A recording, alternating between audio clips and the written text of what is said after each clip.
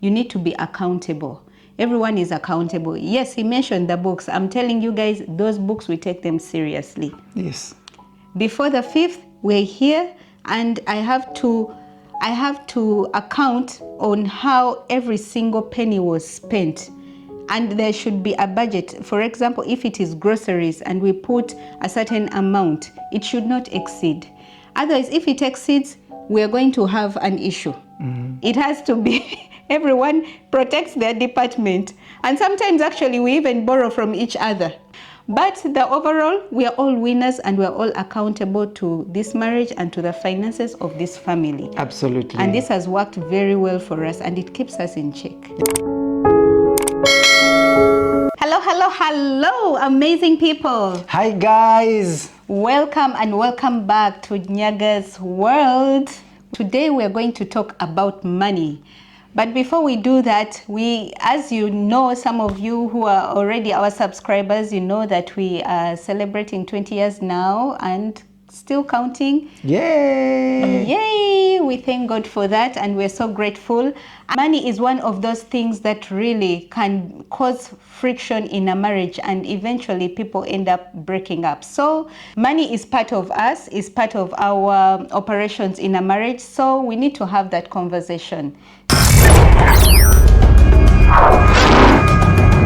And then first and foremost is to have a money conversation, to have a money talk as a couple. Yes. Actually, this doesn't even begin in the marriage. It begins when you start dating this person. In fact, I've heard of some people who talk about money from their first date. It's one of the determining factors whether they're going to go on courting this person or just to let them go once they discover their kind of money thoughts or ideas.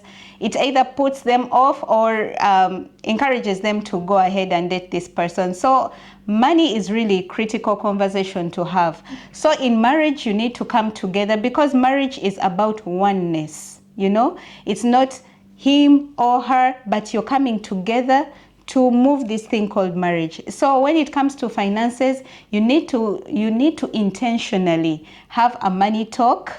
In fact, for us, we even go to on debts. We call them financial debts. Yes. Yeah. It doesn't have to be something fancy, but like we go there to just discuss money. And so this is a very important conversation, because you align your goals, you align your expenses, you align anything that you think will affect you financially, and who is going to take care of what, which kind of holidays are you going to do, what kind of schools are you going to take your kids, and how are you going to afford them. In other words, all these discussions, including personal expenses. You know, like for ladies, maybe you want to have, 12 wigs in a year, something like that, something quite personal. I'm just giving an example. But I mean, you go that deep to put everything on board and be able to discuss everything. You don't want to have, because if you don't, and then I hide something from you, it's going to be, those are just issues that are going to come up later. You'll start having arguments and all this. So you just lay it all out on the table and have that money talk, and then move forward from there. Okay, so number 2 is the budgeting.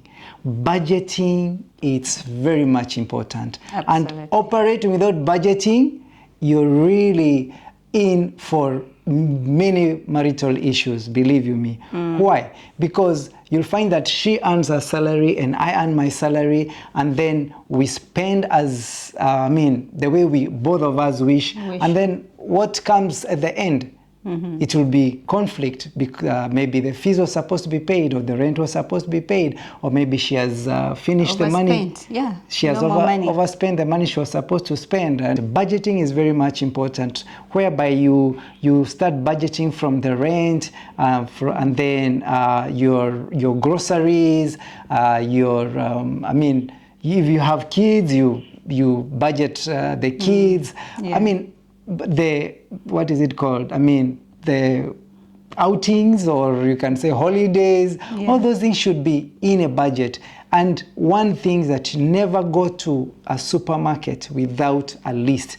We have done that, and you'll find that you have filled the whole trolley of things which you don't really need. You just want them. You just want to have them. Exactly, you don't really need them. Budgeting is a must. Never operate without a budget. And talking about budgeting, what Moses has mentioned, like sometimes, especially if you're in a country where you use credit cards, it's very dangerous because you just keep spending. You just swipe your card, swipe your card.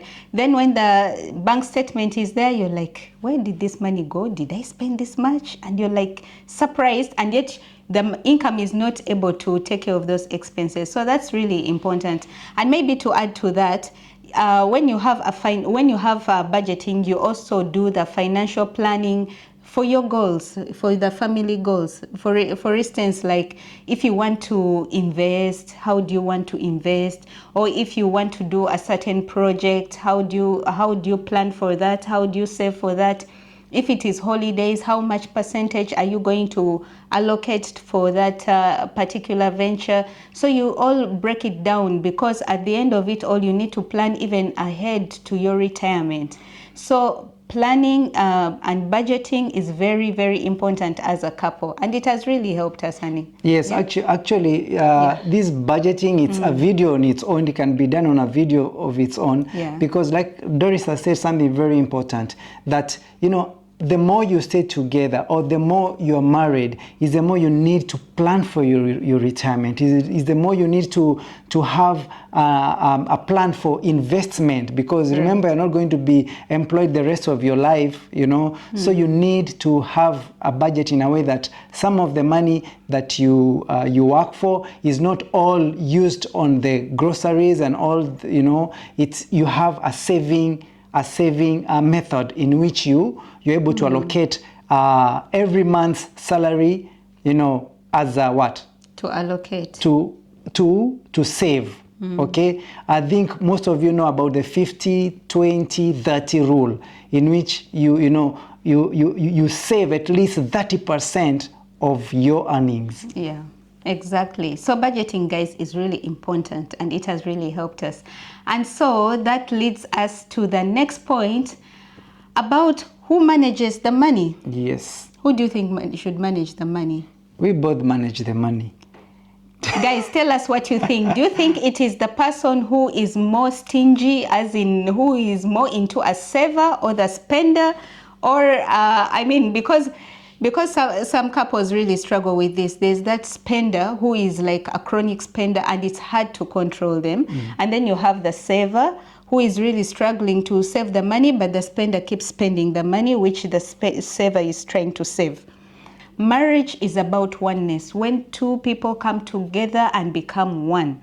So everything about marriage should be aligned into oneness. And we are both partners. Yeah. We are both partners. It's not that, okay, because I am the saver, I'm going to be in charge of everything. I'm going to be the accountant of the family. I'm the one to approve if anything is going out. No, it should be equal partners managing money. Just like we said before, you need to set the foundation of the budgeting and the planning, and then you both manage and help each other to stay aligned to the budget, to stay aligned to the plan that is ahead. It's not about me managing or you managing, but both should be managing. And also another issue that comes out in marriage usually when it comes to this is who is earning more.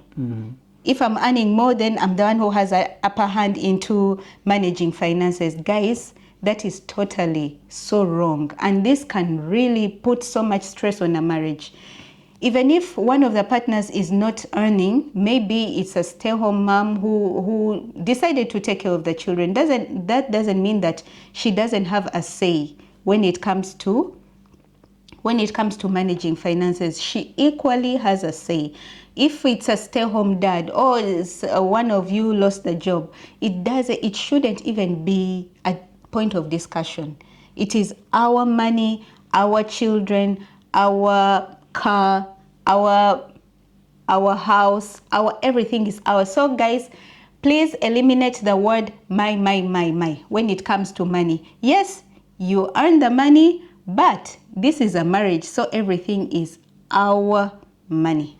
Yes, and to just further what Doris has said, this is what we have decided that works for us. But you'll find that there are some couples out there, they prefer to have maybe like 50-50. Okay, right? Like they say if a rent probably it's 2 million, they will say, okay, like the other person meets 1 million and the other person meets 1 million, on 1,000 or 1,000 means 50-50.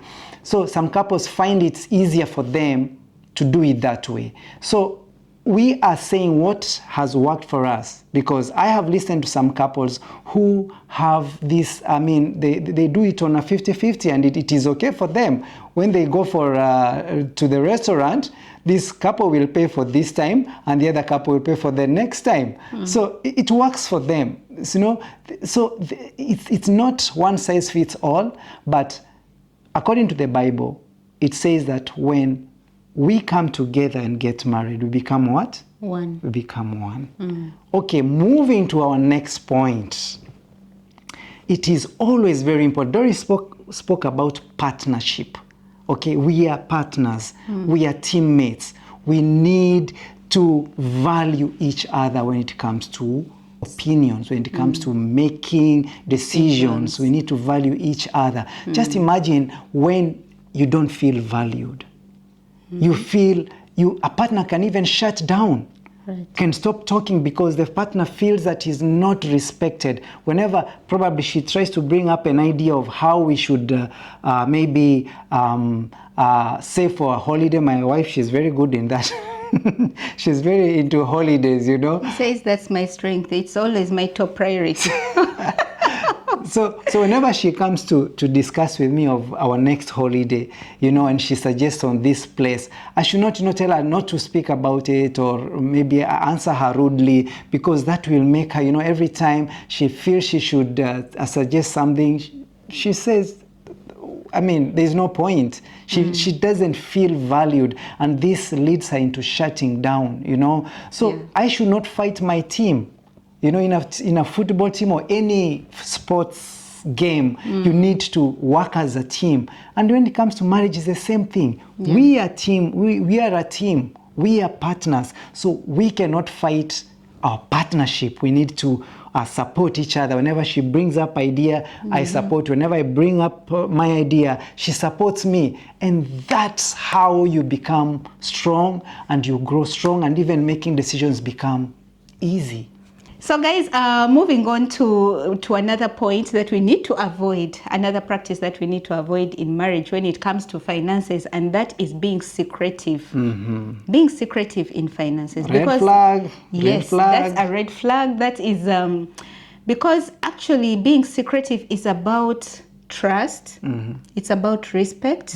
It's not even about the money anymore, because the fact that I trust you with my finances, we have shared a budget together, we have made a plan on what we're going to do and on all our expenses, then that means that everything was covered. There's no need for me to be secretive about finances. And this usually happens when it comes to, maybe we have our extended families where we come from, individual families, and then you feel you need to support your family more.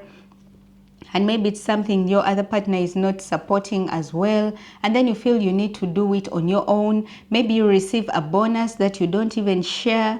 You keep it to yourself for your own personal purposes, or you do a purchase without consulting your partner. Guys, yes, some people say, I don't want to be married because I feel I'm in a prison. Marriage is not a prison, but it's about transparency. Right. It's about transparency. If you have a partner who is listening to you and you say, okay, we have this expense that we feel probably like taking care of our extended family, we put like 10% to take care of that. It will take care of such issues, and there's nothing to be secretive about. And another thing, for example, if your partner will discover that you did something behind his back, or you made a purchase behind his back, or you kept a bonus, or and any payment a secret, that will click in his mind that you've been doing this all along, and that will bring trust issues between the two of you. And this includes even getting loans. Yeah, like you borrow money to finance for something that you didn't discuss with your partner, and in the end you lose your home. You know, it can really be that big of an issue, and this can really lead to breakup in marriage. So let's avoid being secretive. Let's be as Right. open as possible. Whatever it is, put it out there to your partner and let them deal with it, and then you'll find a solution together. Yes, actually, when you find that you're keeping those small secrets you don't want to share with your partner, you're in for so much disaster ahead there. Right. Yes, here we come. Point number 6. Point number 6. One thing that you should avoid to avoid problems and issues in marriage is not combining finances. When you combine finances, you'll find that you are having a smoother way, or you're having an easy way to operate as a couple. Right. For example, me and my wife, we have a joint account. This joint account, it helps us know that this money in the joint account, it is money for our family investment. Okay? We know that this is what it is there that we are going to, it's going to cater for our future investments. Okay? So you'll find that you're accomplishing more. You know, that togetherness that you put together, you're accomplishing more. You are achieving that goal that you want to achieve. Remember, you're not growing any younger. You're growing older. And the older you get, is the more you need to be focused. So we have our separate accounts in which, let's say, our companies pay us from. I mean, our companies pay us in our different salaries. But then we have a joint account where this is for the investment. So our separate accounts, it helps us also to share. Every month, she has her things that she takes care of. Probably she's taking care of the kids. Probably she's taking care of the groceries. And I am taking care of probably the loans, or probably our investment needs, because our investment, we need to pay other bills, you know. Let's say the investment bills or the expenses. So you find that every one of us, he has his own department, or he has his own things that he takes care of. She has her own books that she fills down, she budgets, and I have my budgets as well. And then every month, before the 5th of every month, we sit down.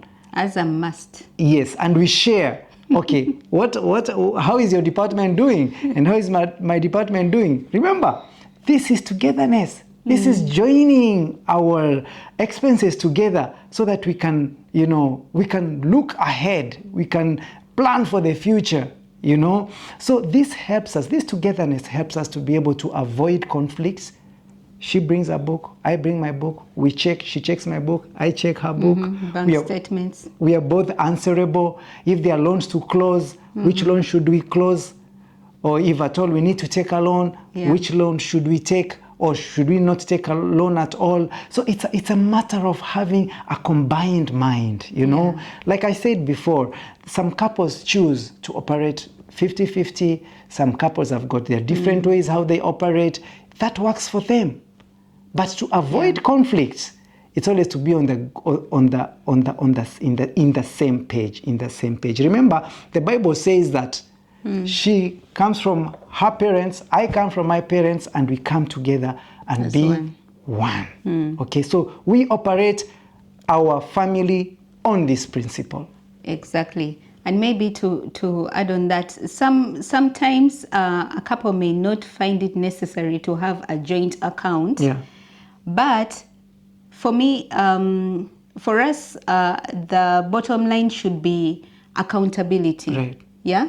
There may not be a joint account if you don't want to, or you don't find it necessary, but at least you need to be accountable. Everyone is accountable. Yes, he mentioned the books. I'm telling you guys, those books, we take them seriously. Yes. Before the 5th, we're here, and I have to account on how every single penny was spent. and there should be a budget. For example, if it is groceries and we put a certain amount, it should not exceed. Otherwise, if it exceeds, we are going to have an issue. It has to be everyone protects their department. And sometimes actually we even borrow from each other. You know, I may be struggling in my department and then he will help, but I have to pay it back, you know, something like that. And it has really helped us be strict on our finances. We all want our departments to flourish, you know. I proudly come with my books and I'm like, yes, I have savings, I have a surplus here. And he also says, oh, I've achieved this and this and this. And in the end, it's a win-win situation. But the overall, we are all winners and we are all accountable to this marriage and to the finances of this family. Absolutely. And this has worked very well for us and it keeps us in check. Yeah, I'm sure probably there's somebody out there who is saying, nah. Yeah. This is slavery. This doesn't work out. This especially for men, yeah. Yeah. Bringing your book, showing your wife. Okay, this is. Yeah, I'm sure we are going to meet them in the comment section. But you know what?